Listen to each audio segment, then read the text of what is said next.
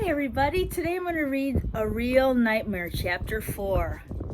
My dad is really good at taking care of his things. Maybe it is one of the rules of being a gentleman, but I don't really know. I can't remember.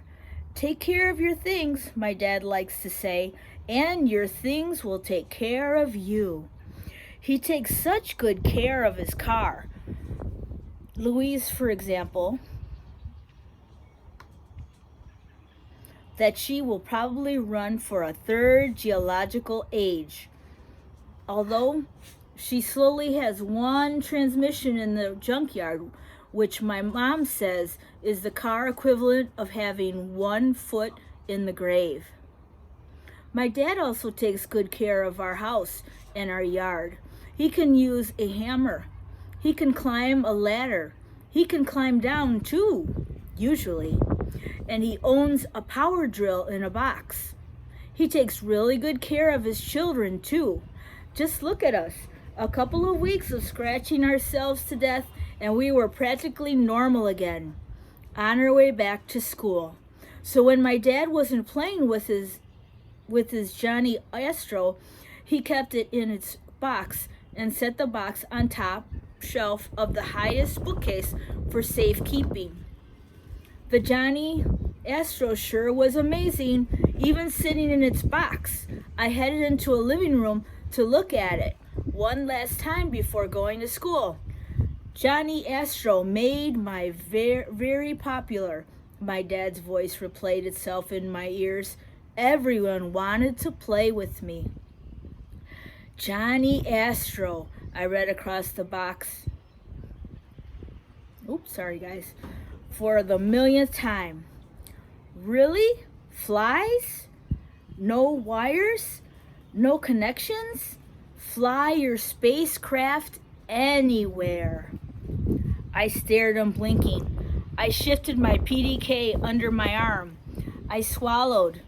Alvin, my mom yelled from the kitchen. Hurry, honey, your bus is almost here. Coming, Mom, I yelled back. But first, all I needed was a stool and a street stretch until I could reach it. Johnny Astro was perfect for show and tell. Someday, my dad's low whisper filled my ears. This will be yours. Someday. I had no idea that someday would be today. Thanks, Dad, I whispered. You're the best. I even remembered my manners. Then I slid the box into a large shopping bag and I slipped out the door. What's that? Pinky asked me as soon as I got on the bus. I grasped. I could hardly believe it. I was already flickering on Pinky's radar. Johnny Astro, I said. What's Johnny Astro? The greatest toy ever made, I said. Never heard of it, said Pinky. What does it do? I'll show you at show and tell, I said. But you don't do show and tell, said Hobson. I do too, I protested. You show, but you never tell, said Sam. Sam was right. I never tell. But I was fabulous at show. I knew how to pick 'em. If something tells a story, and as long as I can reach it, and it is something I can carry without using a wheelbarrow, it is probably perfect. I brought in all sorts of treasures. My dad's fantastic reading glasses, my mom's pearl necklace that she looks so good in, Calvin's baseball card collection, and now Johnny Astro. If this is the greatest toy ever made, you should show and tell now, said Pinky, before we get to school, or we'll never know what you wanted to say. It made perfect sense. I could hardly wait anyway. I pulled the box out of the bag. The gang read the box. All jaws dropped open. All tongues fell out. That's just the box, I said. Wait till you see it in action. I figured the edge of the cover. Open it, Sam pleaded. Open it. I held my breath. I wanted to open it. I wanted to show the gang the most fabulous toy ever made. I couldn't wait. Whoosh! I lifted the cover. An old smell of fun and excitement filled our noses. Then whoosh! The bus rounded a corner, and we rounded in our seats. And when we all sat back up, Johnny Astro didn't look the same. There were a few pieces missing. They were not in the box.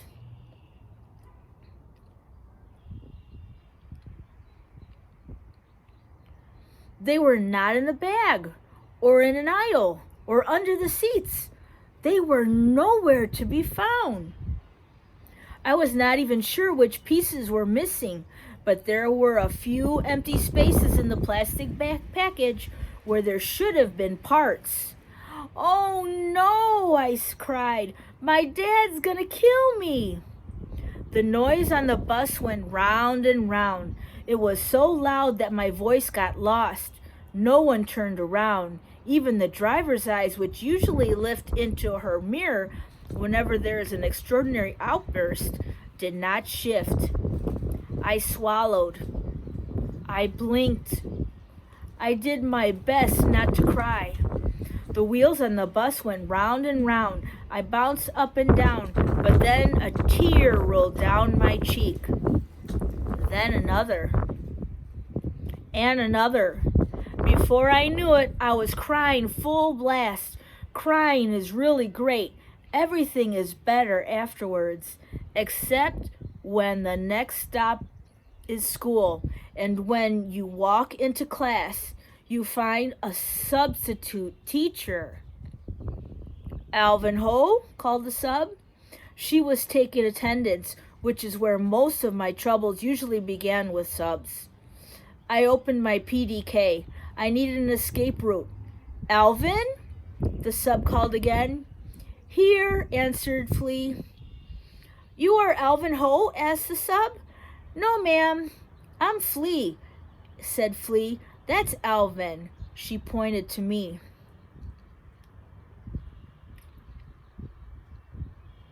The sub looked at Flea and then at me over the top of her glasses. He can answer for himself, she said. No, he can't, said Flea. Why not? He just can't, said Flea. He's Alvin Ho. The sub's eyebrows arched like two unconnected bridges.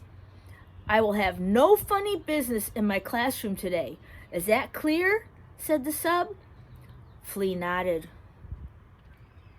Then her lips curled in, which meant that she had more to say. Alvin talks normally at home, Flea continued, but at school he only talks with his eyes. Oh? I just watch his eyes, said Flea. I rolled my eyes not on purpose. They just rolled on their own like a couple of loose pearls from my mom's necklace the time I borrowed it for show and tell. Whoops, said Flea. Is this a joke? Asked the sub. No, ma'am. Flea shook her head. The sub looked puzzled. No one mentioned a special needs student. Alvin's not special, Flea explained. Matter-of-factly, he just doesn't speak in school. The sub fixed her gaze on Flea. Then she locked her gaze on me. It meant that I needed to be on my best behavior. Fortunately, I've had lots of practice in good behavior. I knew what to do. I kept my eyes low. I kept my hands in plain sight. I stayed in my seat. Then show and tell began. Jules showed a pox scab. Ah, that's nothing, said Eli. So then Eli showed his. It was redder than Jules. But it wasn't redder than Hobson's, which was crimson. But that was nothing compared to Isha's, which was practically still oozing. Then everyone began raising their shirts and lowering their pants to see who had the biggest and ugliest scab of all. It was fabulous. Then the substitute said that was enough of the scabs. But some of us had taken off so much of our clothing by then that it took a while to get it all back on. Then the dreaded moment came. "Alvin," said the sub, "do you have a show and tell?" I froze. I avoided eye contact. I held my breath.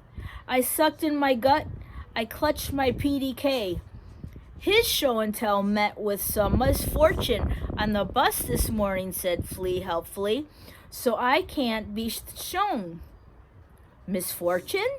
said the sub.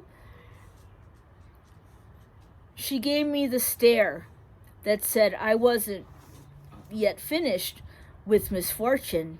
So slowly I pulled out the box. "Johnny Astro," gasped the sub. "I had one of these. It's the best toy in the world. It really flies. You can fire it up, set it into orbit, and bring it down again. It is absolutely spectacular." The class was silent. No one moved.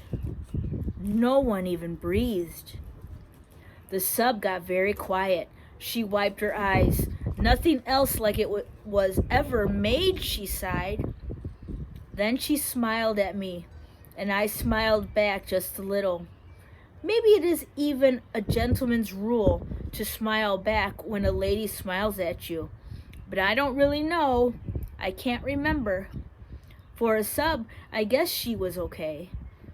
As for show and tell, it was the best thing I had ever brought in. Everyone wanted to play with me at recess. "We'll get it up in the air in no time," said Pinky, carrying the box out to the playground.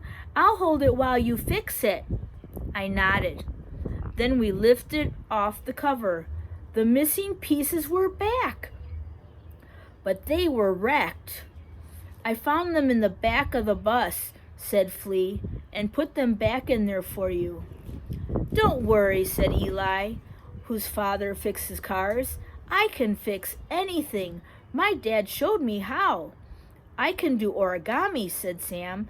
"I'll make you a new balloon." Here are some Band-Aids," said Eli, peeling a dirty one from each elbow.